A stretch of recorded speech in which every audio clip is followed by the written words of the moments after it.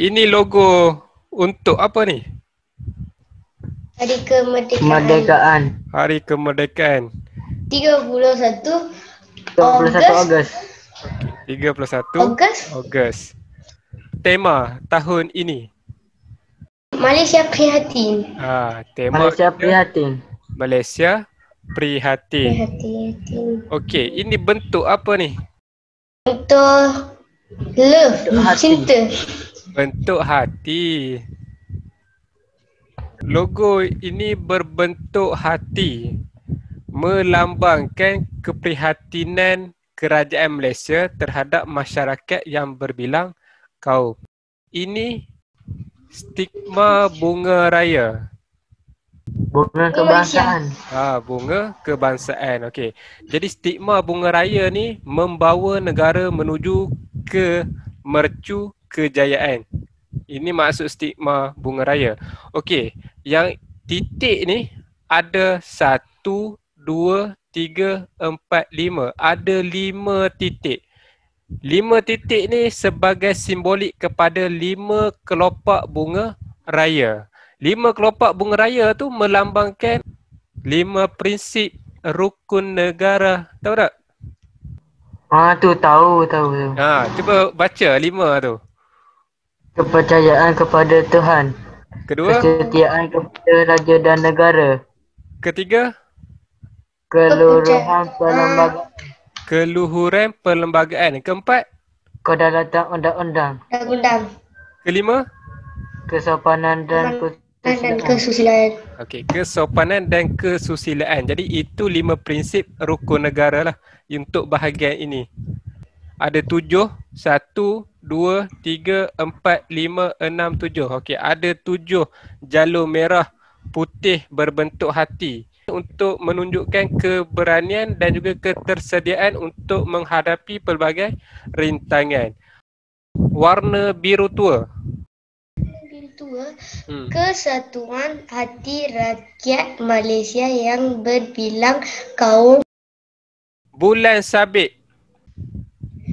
Islam adalah agama bagi persekutuan. Okey. Bintang pecah 14 ni maksudnya 13 buah negeri campur Negeri dengan dan kerajaan. tambah satu kerajaan. Persekutuan.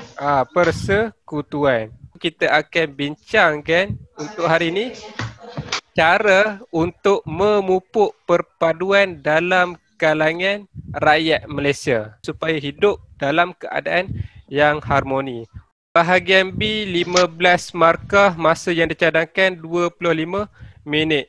Okey, Roshan, baca soalan. Perpaduan kaum hendaklah sentiasa dipupuk oleh setiap anggota masyarakat berdasarkan gambar-gambar di bawah ini. Tulis ulasan tentang usaha memupuk perpaduan kaum dalam bentuk perangan. Panjangnya ulasan kamu hendaklah antara 50 hingga 80 patah perkataan. Okey, patah perkataan. Okey, ini untuk sekolah kebangsaan. Kalau sekolah jenis kebangsaan, 40 hingga 70 patah perkataan. Kita akan buat ulasan tentang usaha memupuk perpaduan kaum. Usaha ni cara, langkah yang perlu kita lakukan untuk mendapatkan sesuatu yang kita inginkan. Okey, untuk soalan ni, apakah cara untuk kita memupuk perpaduan kaum? Ada 4 gambar. Gambar yang pertama, usaha untuk memupuk perpaduan kaum, kita perlu menghormati budaya kaum lain. Yang kedua, mengunjungi rumah terbuka. Yang ketiga, mengadakan aktiviti kemasyarakatan. Yang keempat, kita perlu menganjurkan aktiviti kesukanan. Kenapa kita perlu menghormati budaya kaum lain? Untuk elakkan daripada pergaduhan. Okey, betul. Untuk elakkan daripada pergaduhan berlaku. Okey, betul? Elakkan pergaduhan. 3 kaum utama. Cina, Cina, Melayu. Melayu, India. India. Okey, ini 3 kaum utama di Malaysia. Melayu, Cina, India. Nombor 2, isinya apa? mengunjungi rumah Mengunjungi rumah terbuka. Mengunjungi rumah terbuka. Pada waktu hari perayaan kita boleh mengunjungi rumah terbuka. Tak kiralah orang Melayu, Cina, India, boleh kita datang ke rumah terbuka. Jadi apa kesan daripada kita datang ke rumah terbuka ni? dapat mengeratkan hubungan antara kaum. Okey, dapat eratkan hubungan. Dapat kawan yang baru. Dapat kenalan. Okey, boleh juga. Berkenalan ataupun kita mendapat Rakan kenalan baru. yang baru. Mengadakan aktiviti kemasyarakatan. Okey, contohnya Bergotong royong. bergotong Contohnya, royong. Apakah kebaikan bergotong royong? Bekerjasama antara kaum. Kita dapat wujudkan kerjasama. Okey, betul? mengisi masa lapang. Okey, mengisi masa lapang. Lagi? Merapatkan hubungan silaturahim. Okey, dapat mengeratkan silaturahim. Menjaga kebersihan Menjaga kebersihan kawasan. kawasan. Selain aktiviti bergotong royong, kamu pernah dengar perkataan KRT? Kelab Rukun Tetangga. Skim ronda. Skim Rondaan rondaan Sukarelawan. sukarelawan atau Setiap malam ada tadi apa ni? HRS. Dia buat rondaan. Skim rondaan sukarelawan. Jadi yang ni lah yang buat rondaan malam tu. Okey, yang keempat ni menganjurkan aktiviti kesukanan. Okey, contohnya mereka adakan hari apa? Hari bersukan. Hari bersukan ataupun hari keluarga. Family day. Jadi semasa hari keluarga diadakan, pelbagai aktiviti diadakan. Contohnya ada aktiviti kesukanan. Okey, jadi apa kebaikan menganjurkan aktiviti kesukanan? Apa yang kita dapat? Dapat Boleh mengeratkan hubungan.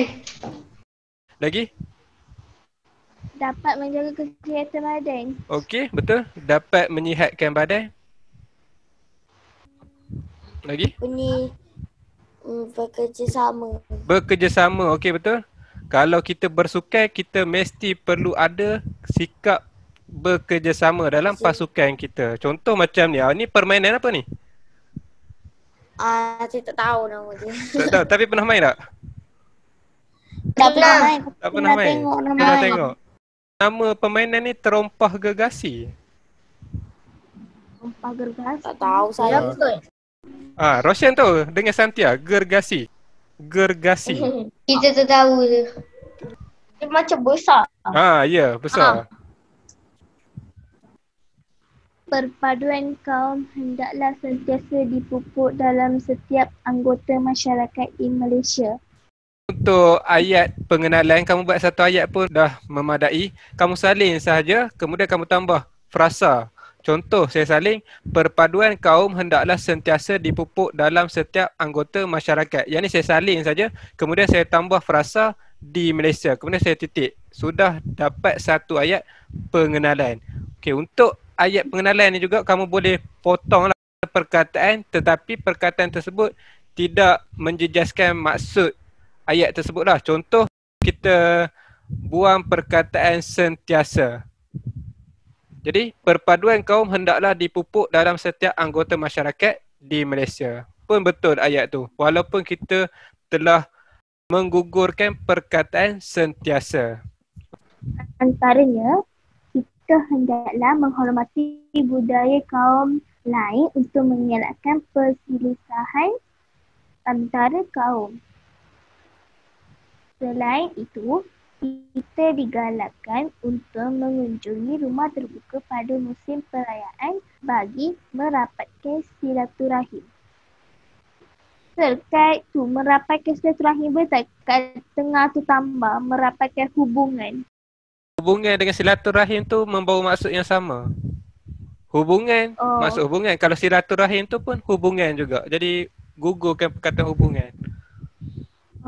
Okey. Seterusnya, kita disarankan supaya mengadakan aktiviti kemasyarakatan seperti bergotong royong. Melalui aktiviti ini, kita dapat membina kerjasama sesama masyarakat. Akhir sekali, kita wajib menganjurkan aktiviti kesukanan agar masyarakat dapat bergaul dengan mesranya. Kesimpulannya, kita hendaklah menjaga hubungan baik antara kaum supaya perpaduan bertambah teguh. Untuk perenggan yang kedua ni, perenggan isi, kamu mulakan dengan penanda wacana as dah. Tapi tengoklah, kalau ada 4 isi, kamu ambil 4 je lah. Contoh saya ambil antaranya, selain itu, seterusnya dan juga akhir sekali. Jadi saya ambil 4 je lah. Untuk perenggan isi juga mesti ada 2 T, iaitu isi tersurat dan juga isi tersirat untuk kita kembangkan idea isi tersurat. Dan perenggan ketiga, perenggan penutup, ada 1 ayat sahaja pun sudah memadai.